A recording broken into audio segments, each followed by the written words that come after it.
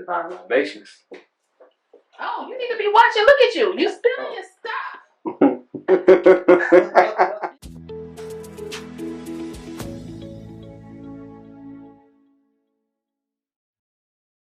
Yo, what's good, everybody, man? Welcome back to Coded Black Season 3. Today we got a highly esteemed guest in the building again. We got the beautiful, revolutionary, entrepreneurial,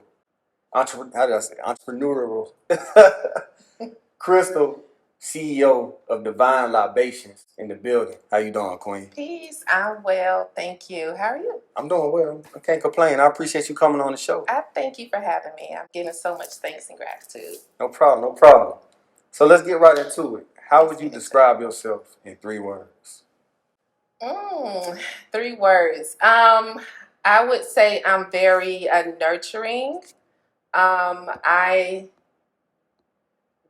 inquisitive, because people say I ask a lot of questions, and I also want to say misunderstood. I feel like I get misunderstood a lot in my life, but my intentions are always well.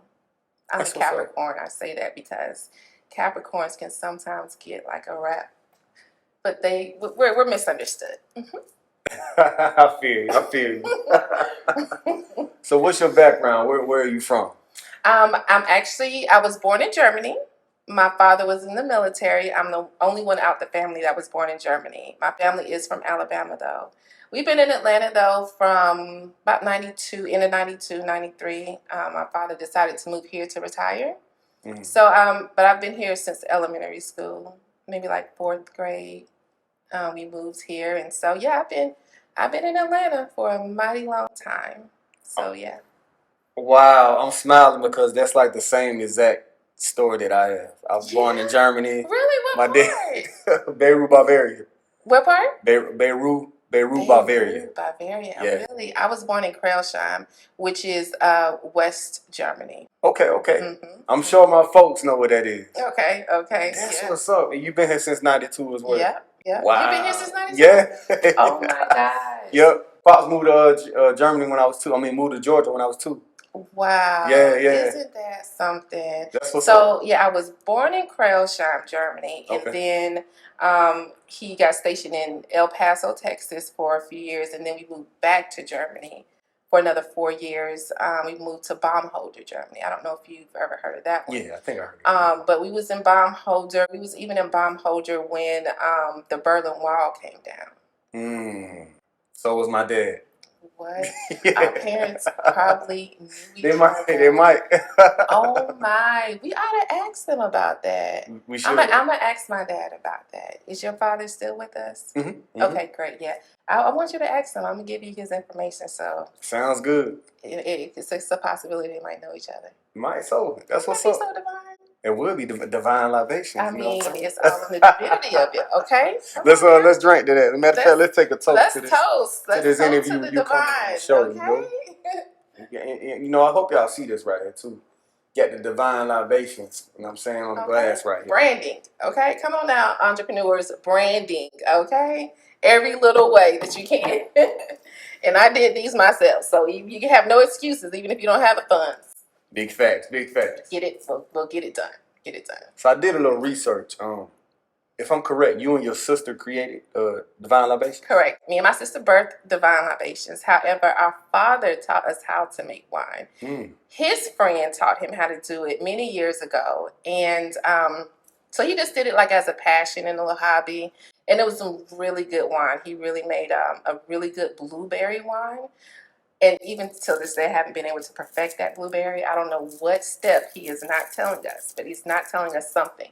But we never quite got that blueberry. However, we did get the craft of winemaking. And so we started Divine Libations March of 2020, right before the pandemic. So during the pandemic, we are playing around with wine. We are learning, experimenting, putting different herbs in it, seeing how it, blended with the wine, or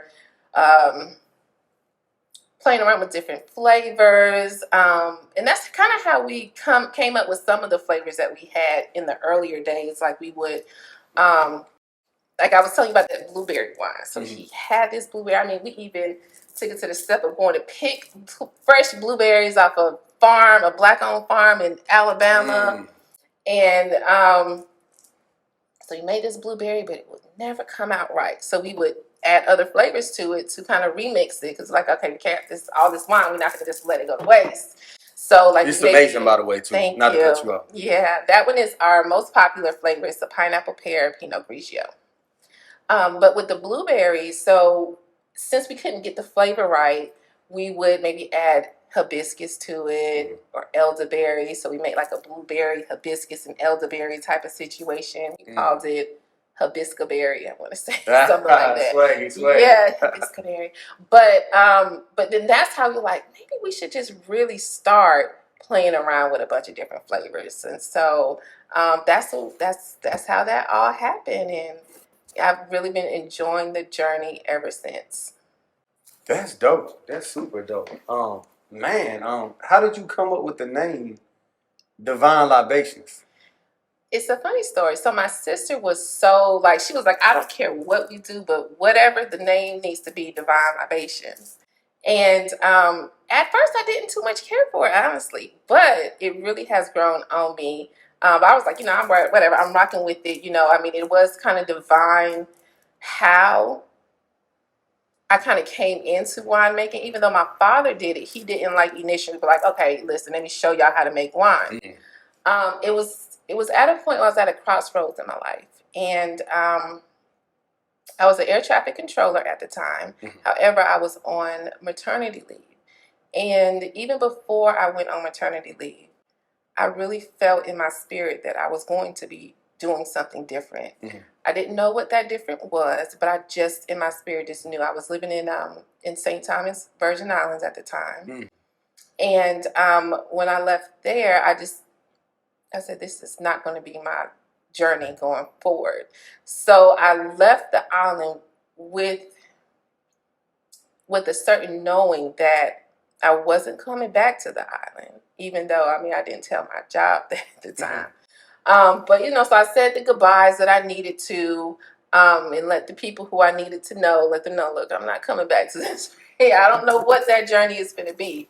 But so I went on maternity leave, came back to the States, and had my son, my last born son. And so he was born January of 2020. And so February of 2020, I did a full moon ritual.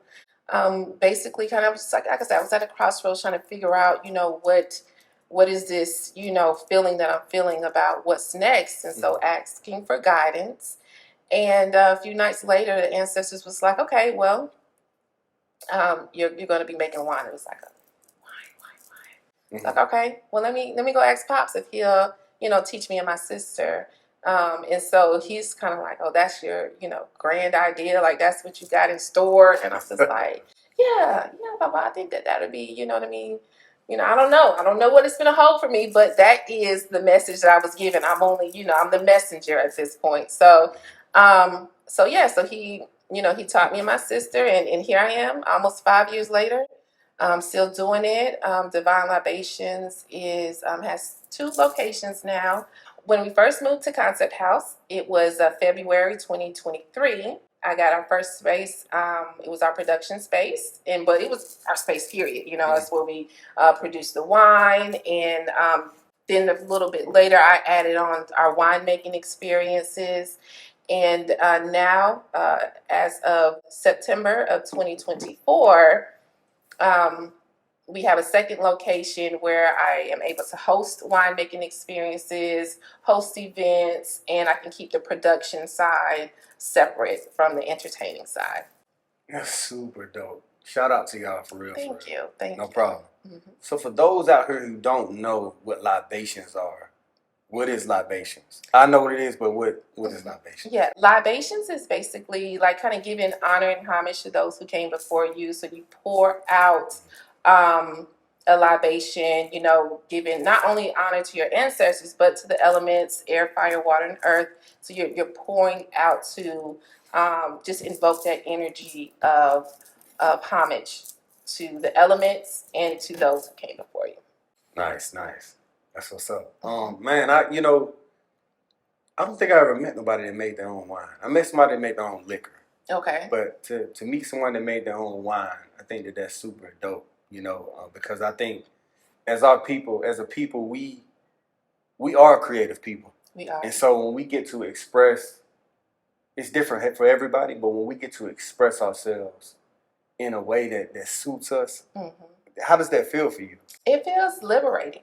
It feels very liberating because I get to kind of move how I want to for the day. You know what I mean? And it's fun. I get lost in the time. Time doesn't exist when you're doing your passions, right? So, when you're working on a job, like when I was air traffic controller, even though I loved doing the work, I would literally feel like I'm going to work and time stopped.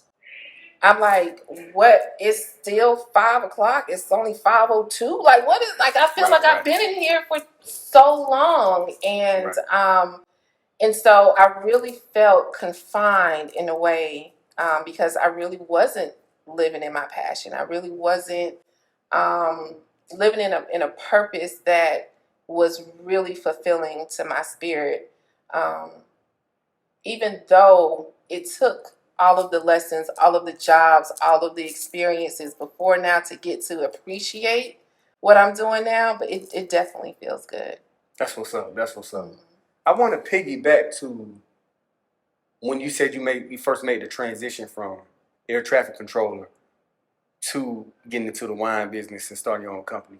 Did you have like some thoughts of like, man, should I go back, or was you just kind of like, no, I'm doing this, I'm staying with it? I absolutely did. So, like I said, it was February 2020 when I did the full moon ritual asking for guidance.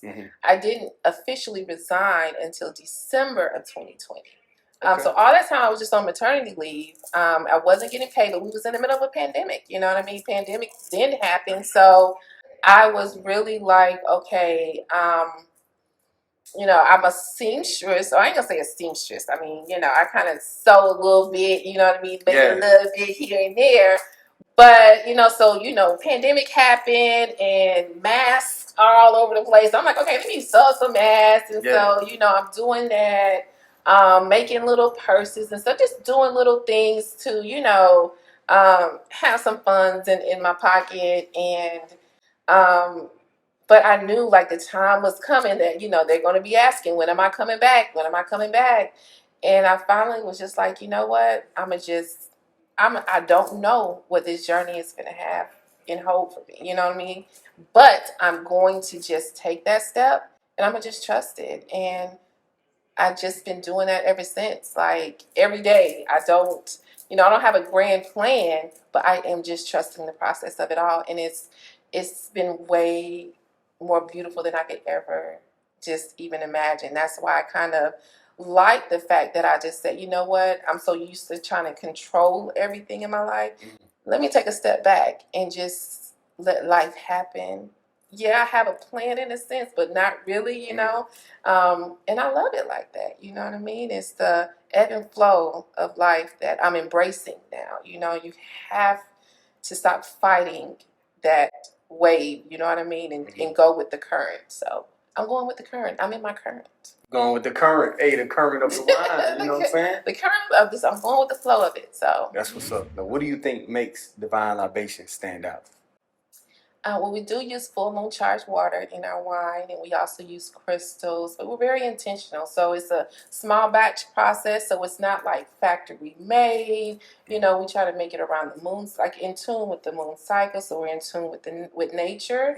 And I mean, it's a smoothness to it. It's not harsh all on your palate, and people enjoy the fruit forwardness of it. It's very fruity, and it doesn't really taste like wine. Like people are like, oh my gosh, like I could just drink it almost like juice. However, it is 13% alcohol. So, right. 13, I like to say 13% plus because it's a little, a little extra, but it's still, it's so easy to drink. It goes down really well. And people even ask me, well, how do you pair this and pair that? I mean, for me, in my opinion, wine is just to be experienced however you see fit. Mm-hmm. You know, there's no rules to it. I tell people, like, get out of the mindset that there's rules. There's no rules to this. Enjoy it Right. however you see fit.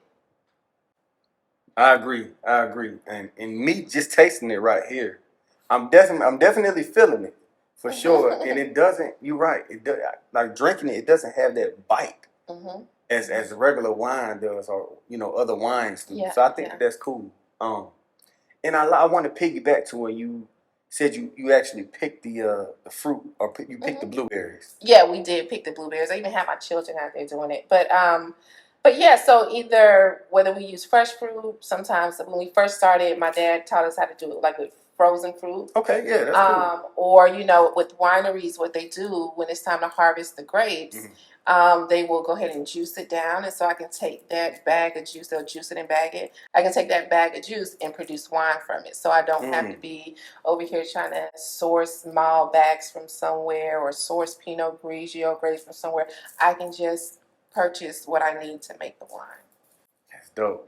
Because I seen that on the website too, and I thought that was really cool. You, like you said, you had the kids out there, and it's dope for people to see it happening in real time.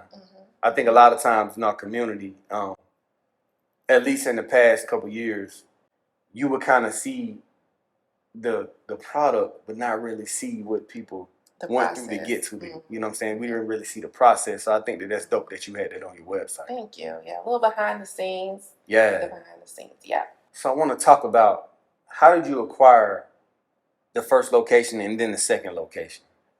What was that process? Well, the process was, it was a few months in the making. You know, I knew that in order for me to get the type of licenses that I needed a location. We were doing it at home.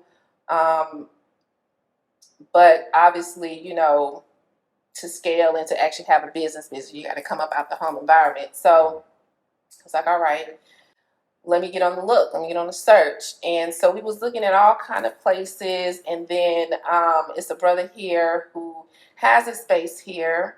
And he invited me and my sister out to his business, which is Scratch Out Loud. He has a DJ experience here.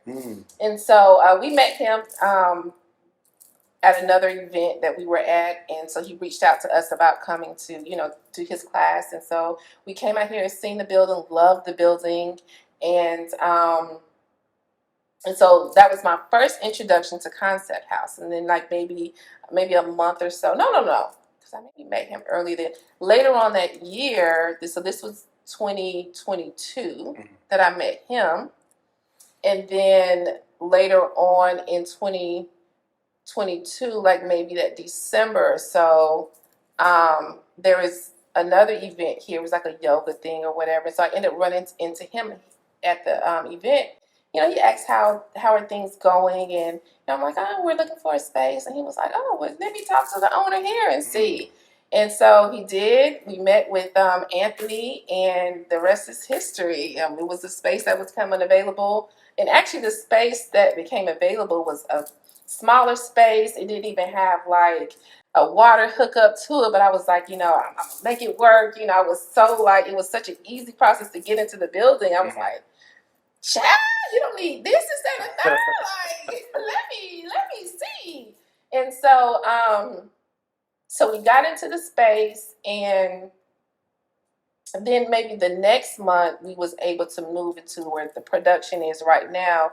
Another sister was able to kind of move a space or two over because I needed the sink. I had to have a sink to be able to get the type of licenses that I need. So I took a chance. Here we go, just taking these chances in life. I took a risk. Business is about risks and big rewards. So I took that risk with getting a space that didn't even have a water supply. And then the very next month, got the water supply that I needed, got into that space, and then months later, then I was able to get the type of licenses that I need to be able to do what I do, and I've just been, growing, and even that was just a real headache, kind of navigating that space, because it's not like I was, importing wine, or that I have like a full on liquor thing. So I need like a liquor license, you know what I mean? Like, so even just really navigating what it is that I need was a struggle. But people did come into my life that helped me to navigate that, when I'm asking around and da-da-da. So yeah, I mean, it was all divinely just simmer down, don't overthink it. We'll bring you who you need. Just keep on doing the work. And so so then that information came to me, got what I needed, and here we are now, still doing the work and still coming across amazing people on our journey. Big facts. Who are help spread the message, who help to, build the brand, build the awareness. So I appreciate you being part of that story too, in our journey of it all. So that's what's up. That's what's up, Queen. And shout out to Concept House too, because this entire establishment. If anybody's here in Atlanta or you visiting Atlanta, please make sure y'all check out Concept House. And y'all make sure y'all tap in with Divine Libations. But this ain't the end of the interview yet.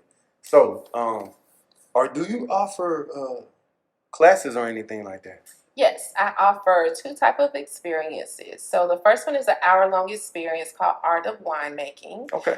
So as a winemaker, I wanted to bring people into the winemaking process. So originally I was like, I wanted to bring them in like maybe the full-on thing, but and I was like, okay, that could be a lot. Let me see how to minimize it. And so with Art of Winemaking, I'll make the wine up into a certain point, up into the point where it's time to balance and sweeten it. And that is where I bring guests into that process. So once wine is made, in order to especially get the smoothness that you taste or that fruit forwardness, you kind of come up with like a little, blend, whether it's sometimes I'll use tea blends or just different herbs and flavors to create simple syrups to add to it, to blend with the wine to kind of create that finish blend. And so you'll blend your wine, you'll bottle it, cork it, label it, name it, and take that wine home with you. So that's one experience. The other experience that I have is a 4-week course where I teach people how to make wine from beginning to end. And it's called Winemaking Redefined, because I want to redefine what people think winemaking is. It's not we're sitting right here stumping on grapes and it's a really long process. Right. It's really not as complicated as people may think it is. I say if you have a good 6 hours for the 4 weeks that you're taking the class, and I ain't talking about 6 hours a week, I'm talking about 6 hours for the full 28 days that it takes to make the wine, then you have plenty of time to make wine, because most of it is sitting and nature is just doing this thing. You just have to take it from one step to the next. So I teach people how to make wine that they can make at home. And they can be in their kitchen or at their home making batches where you can yield about 24 bottles a batch. You have enough for yourself. You got enough for friends. You got enough for family. You got enough for gifts. You got enough of this. You got enough of that. You got wine.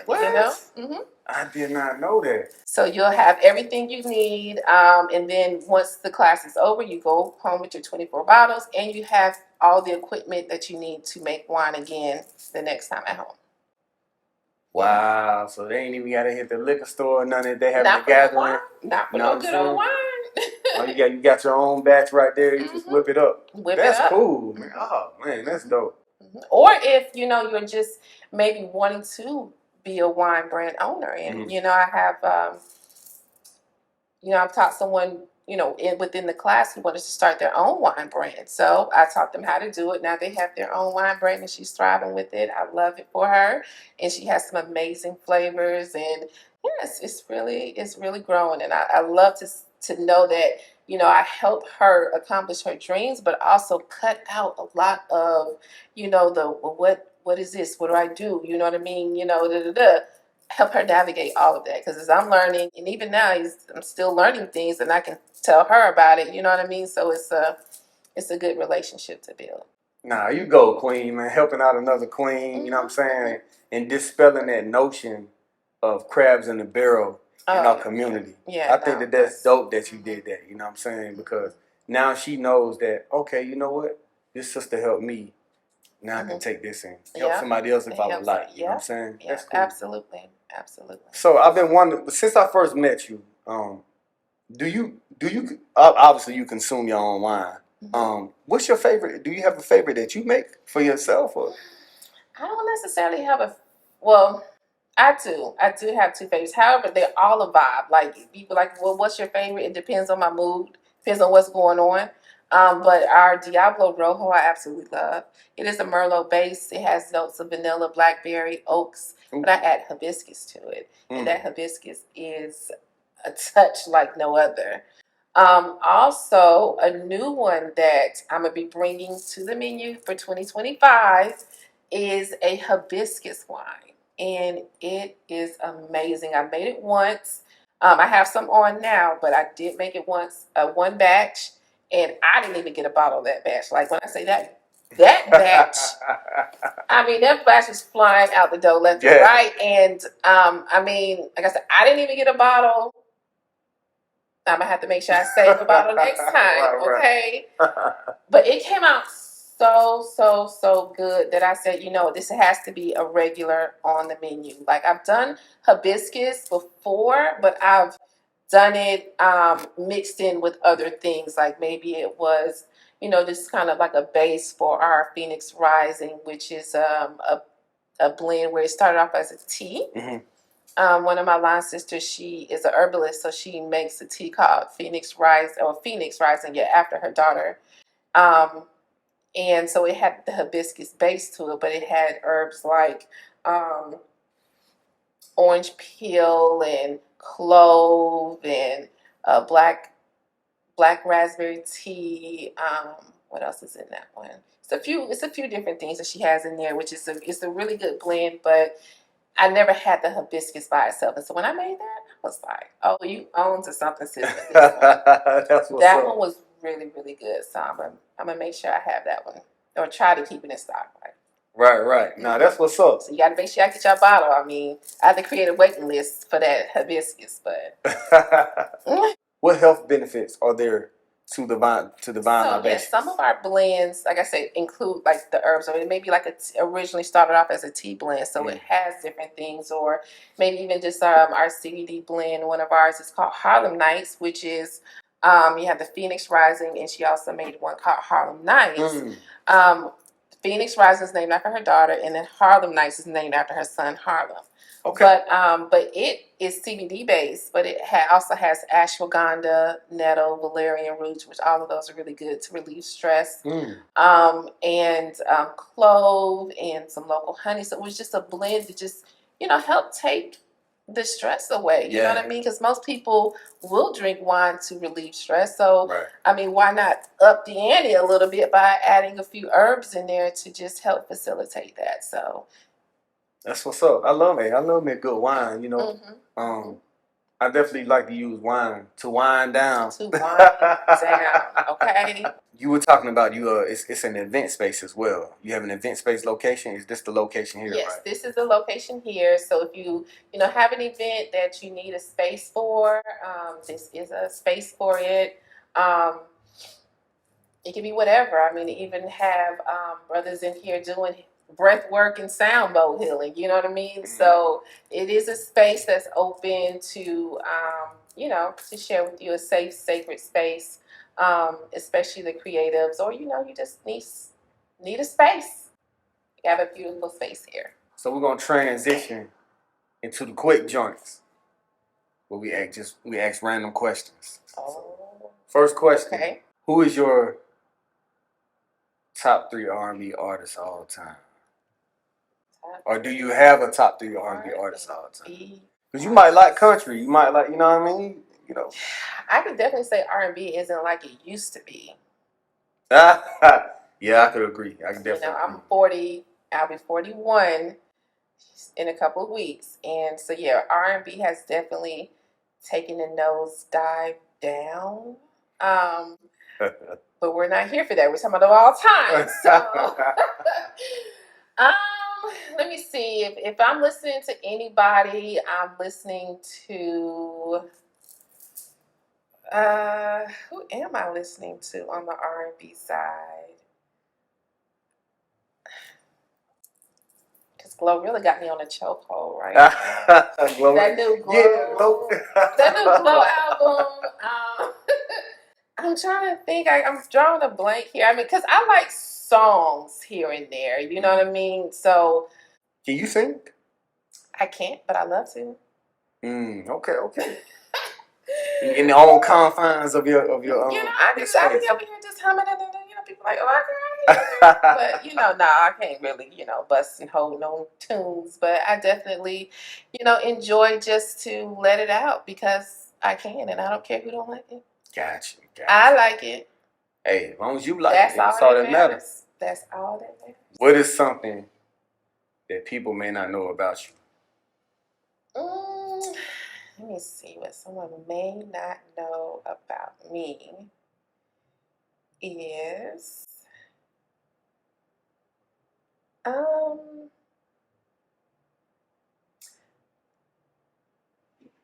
I started school at 4, graduated at 17, went to high school. I went to college at 17. Graduated from Southern University in Baton Rouge in a business management degree. I pledged there. I'm a Delta. Shout out to my Saras. Okay. And I love being a mother. Like, I didn't start motherhood into my 30s, about 30, really, to be exact. I got married and had a son. My first time. I'm a mother of 3 boys. But Nice. I absolutely love watching them grow. And they're beautiful spirits. I homeschool them. And I do wine. So that's my life, and I love it. So yeah, I don't want any more children. And yeah, I absolutely love being a mother. That's dope. That's beautiful. That's beautiful to hear. Mm-hmm. If you had one superpower, what would it be? Because I think being a mother and a superpower. I think being a mother is a superpower in itself. A superpower. Because sometimes I feel like being a woman is a superpower because you have to wear so many hats.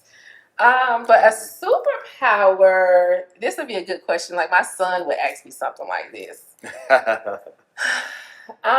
My superpower would be to, and I already feel like I have this superpower a little bit, like kind of be around people and it makes them feel better. Maybe just be around somebody, their energy, they just it just lifts you up. Yeah. Just being in their presence. Yeah.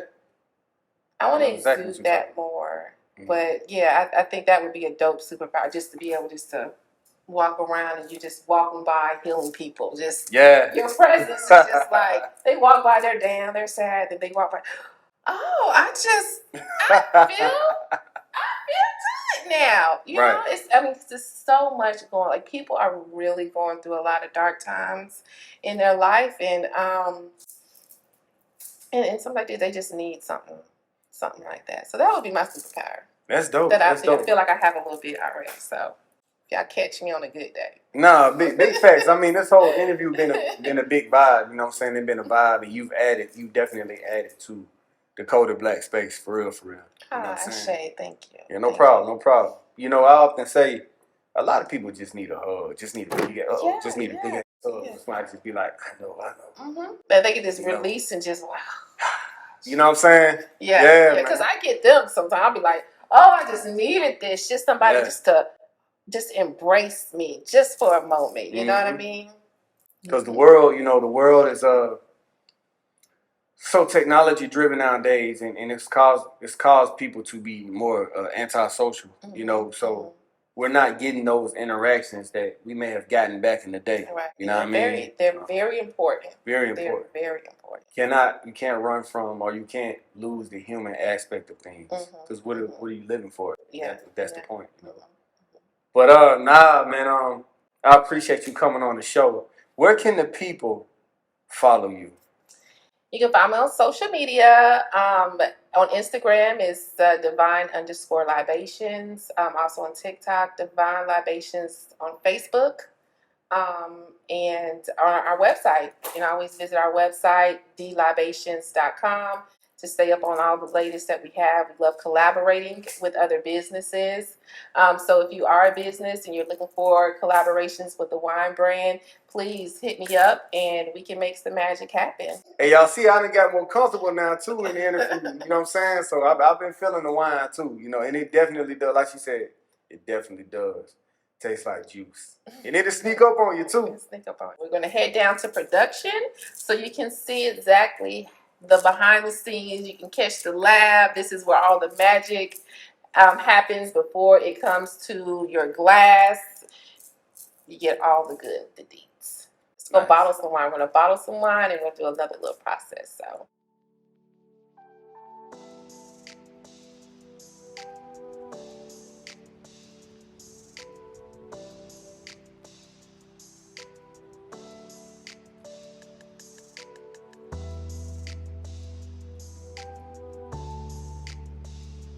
So welcome back to the production space of Divine Libations, and I'm going to show Commotion how I bottle wine.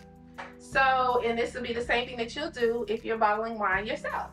So I have this tool right here, which is a siphon, and it has a piece connected to it that helps me to bottle the wine, fits it into the bottle nice and easy like so. And we'll just give this a good pump like this, almost like drawing blood. And then now the wine is going into the bottle and filling up like so. So we'll just fill it up until the base of the neck right there. And then that'll be it for the bottle. And then we'll just go ahead and cork it. So this is what I'm gonna have you do. I'm gonna have you sit here and just kind of watch it. You can let it go all the way up into the top, because it's gonna, once you take it out, then it's gonna fall down a little bit to where it really needs to be. Okay. Okay. So I'm gonna tell you when to pull it up. Keep on, pull it up. Perfect. Now it already stopped. You can go ahead and put it into another bottle. Okay. Bam. Oh. That's it. And so then I'm gonna take this bottle, and then I'm gonna put it right here on the corker. So that nice and secure right there. Take a cork, drop it right here in the hole, and then I'm gonna just push it down. Wow. And voila, we have bottled a bottle of wine. Wow. And it's just that simple.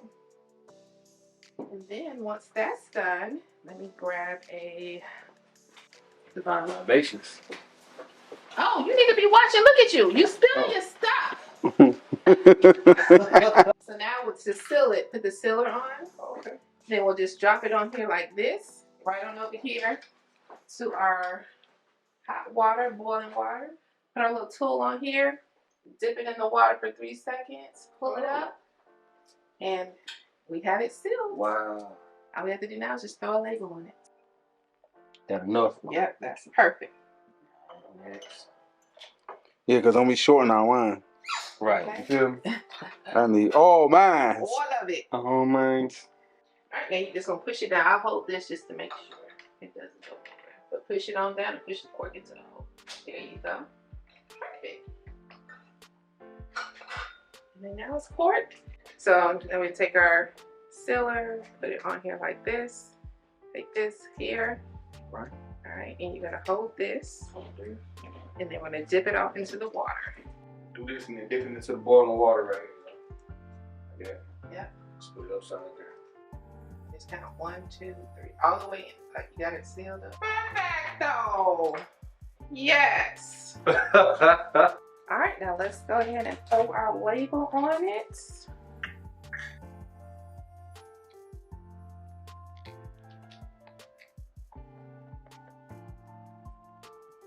Here we go. Ready for purchase. Whose bottle is this? Whose bottle is it? So y'all, we have just completed the winemaking process of Divine Libations Winemaking Studios. Man, I appreciate you all for checking out this show. And Queen, again, I appreciate you for coming on to the Code of Black. I so appreciate Clap. Cody Black. Come on now. For sure, for sure. Give the people what they want and need. You already know I'm Commotion, and this is Crystal from Divine Libations. The goal is to educate, inspire, enlighten. And always remember, winners make adjustments. Peace. Peace. Hey. We in this thing. I don't always drink wine, but when I do, I drink Divine Libations. Get you some. Where did you hear that? Where did you hear that? Where you hear that? Where did you hear that? Where did you hear that?